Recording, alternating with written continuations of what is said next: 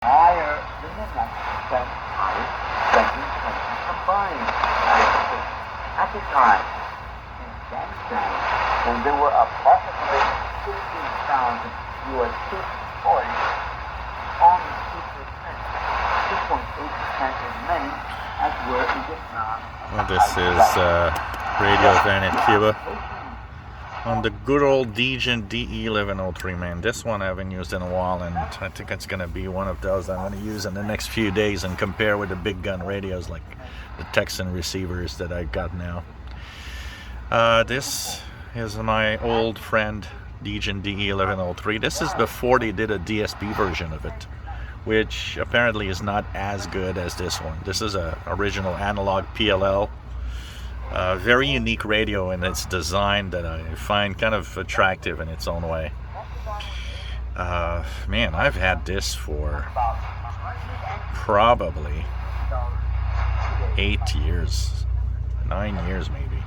I've had it for a long time. It's a very interesting radio. Very sensitive, works great. Actually, it's one of the good radios out there. It's unfortunately almost impossible to find today. It's been replaced by the DSP, and even if you don't have, if you're trying to find a DSP, even the DSP version is apparently difficult to find now. So this thing is probably out of production now. I'm happy to own one. So it's a long wave, medium wave, AM, FM, shortwave receiver with single sideband.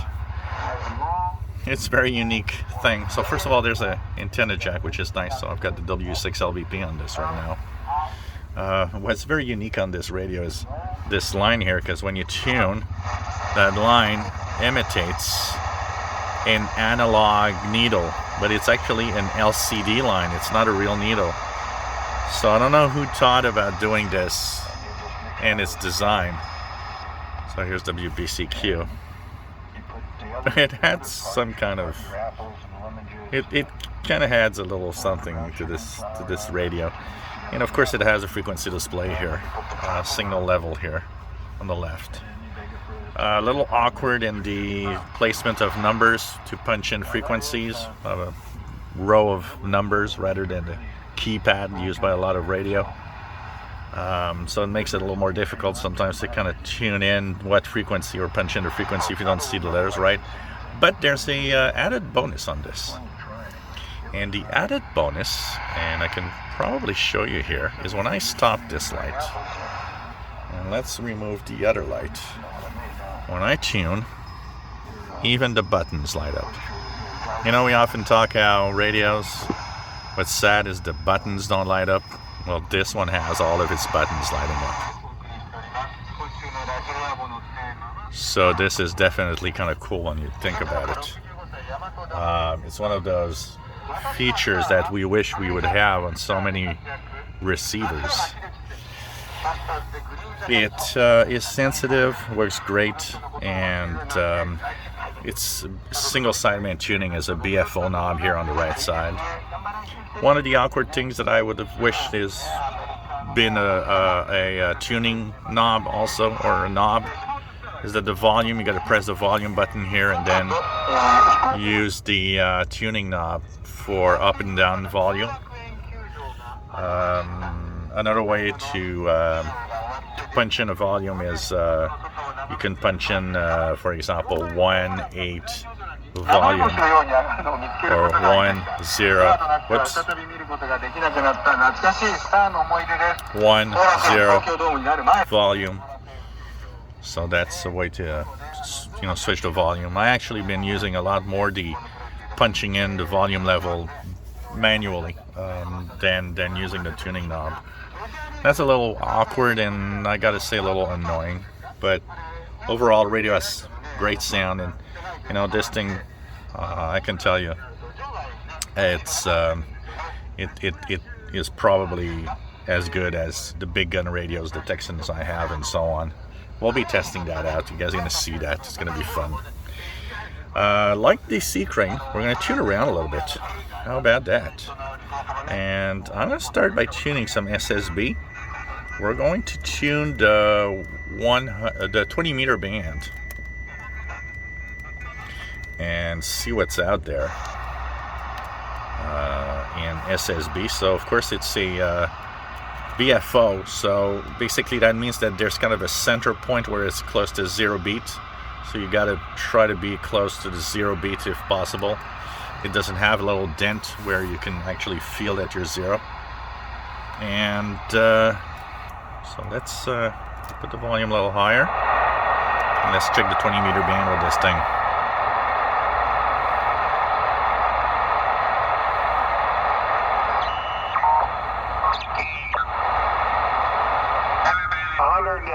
Kilometers south of Tampa, maybe 50 kilometers north of Fort Myers, Punta Gorda, Fort Charlotte, was terribly hit by a huge hurricane called Hurricane Charlie.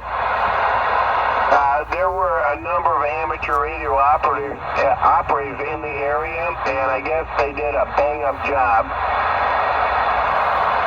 with assisting civil emergencies, and so they're very lax on antenna restrictions, and so they talked those guys talked me to come down here when I retired in 2012. I'm on a quarter acre. It's a 55 foot crank up tower. It's shoehorned in here, but I can maintain it. And I'm absolutely delighted. 4 elements on a 40-foot boom.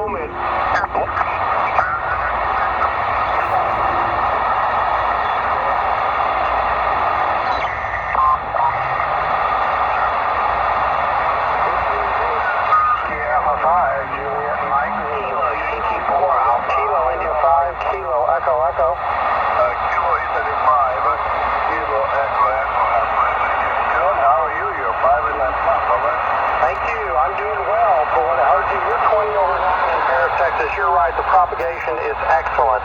Thank you for the nice signal report. Always want to say hello to you, and always thank you for coming back to me. 73 and good DX, beautiful signal. Okay. What's about my signal today, the quality of the signal? I connected 0.5% headphones to the radio, and today I just got contact with new headphones, process Bluetooth. What's about the quality of my signal for your opinion, please, my friend? You know it? Yeah, it is excellent. I'm listening to you on a headset, one ear on some loops, and on the second ear on my X-Beam, and it is beautiful. I can tell a difference. It's just a beautiful signal. Over. Okay, great. I'm just very satisfied. Okay, beautiful. It's very convenient to use headsets to process Bluetooth instead of the microphone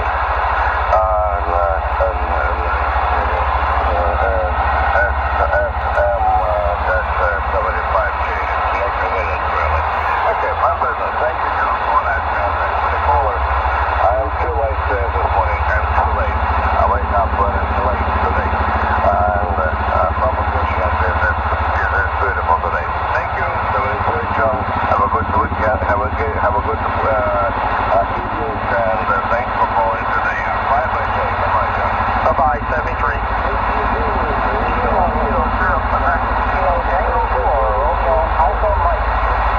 Kilowatt Tango 4, Romeo Alpha Mexico. Thank you for the call. When you are 5 and 9, over. Roger, you are 5 and 9 here. 5 and 9 here. Sorry for that helicopter. Okay, thank you for the contact today. Very glad to meet you, my friend. Thank you. 73.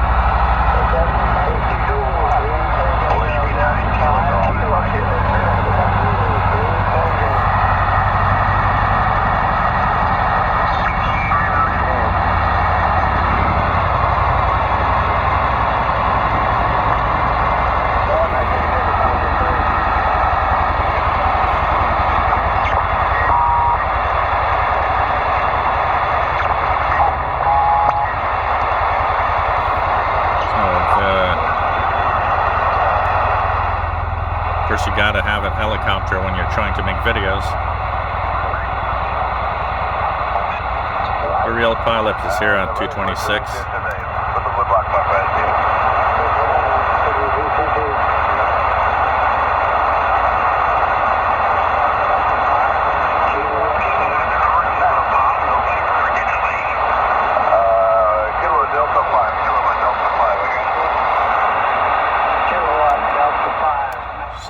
have nice little pile up here. Let's try WWV at 15 megahertz.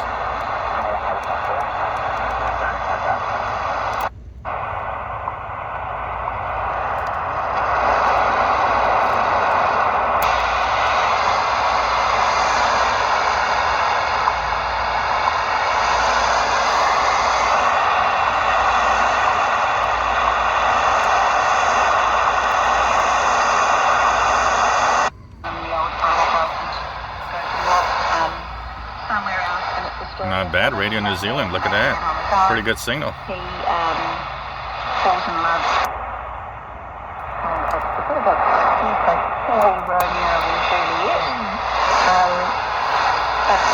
And it's a genre which is similar to Punches, Once Were Warriors, and that type of book. But it's not a window in the opposite New Zealand. But it's not as traumatizing to read. You know, and I like the way it has some optimism at the end. I'm not saying anything more people who haven't read it, but the characters were so authentic, and to me it felt like I could have been reading about the lives of all of my clients, and some of the things that the expressions that she used and the way she described their posture and the way they would interact with each other was so authentic, and you could also feel a real rawness of pain in it too. It was dedicated to her husband. Definitely a fun radio to tune around, that I can tell you. It really, really is nice here. And works great, as you've seen. It's receiving well. I got 20 meters SSB, sounds great on SSB. AGC isn't too bad. Radio New Zealand coming in really well right now.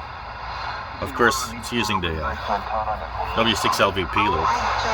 If we remove it, let's see if I use the telescopic here. Telescopic only. This is Radio New Zealand telescopic only.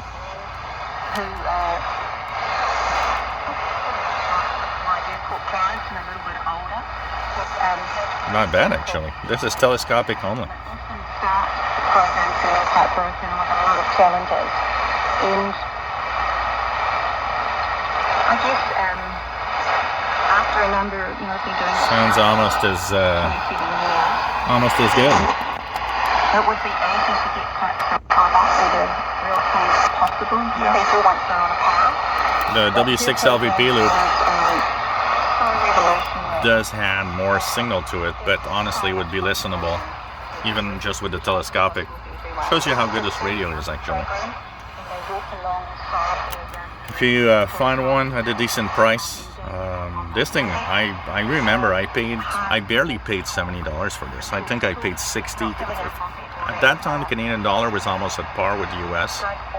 So I think it cost me roughly $70.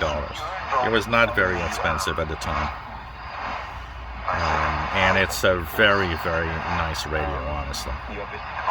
So hope you enjoy the videos. Let's look at its sexy illuminated side before I sign off. So if you enjoy my videos, please subscribe. And for the next few minutes, we're just gonna sign off the video with Radio New Zealand 13840. But we're going to turn off the lights and leave just the radio lights on. Organisations like I live in a beach town, so lots of my friends are involved in the First Club organisation. But for me, I'm seeing people every day that are marginalised, impoverished, homeless, mental health, addictions, and I felt that this was one contribution that I could make that perhaps friends of mine that didn't have the same experience as me, as for instance my work, couldn't make, so I could do this, so why shouldn't I? And I wanted to, and it's very rewarding, and it... Do you think to see this side of life in New Zealand is to be moved by it and to feel as though you must do something about it or must contribute in some way to fixing it? I did feel compelled to help.